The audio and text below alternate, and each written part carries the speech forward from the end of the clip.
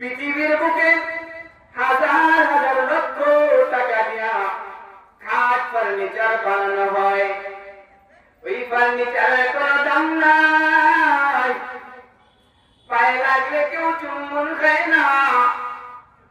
কিন্তু 30 টাকা দামের একটা রিহাল যখন কোরআনের সাথে তার স্পর্শ লেগে যায়,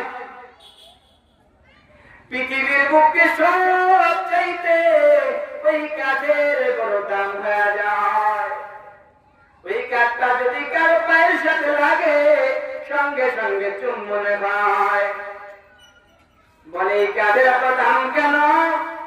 এই কাঠের সাথে কোরআনের স্পর্শ লেগেছে।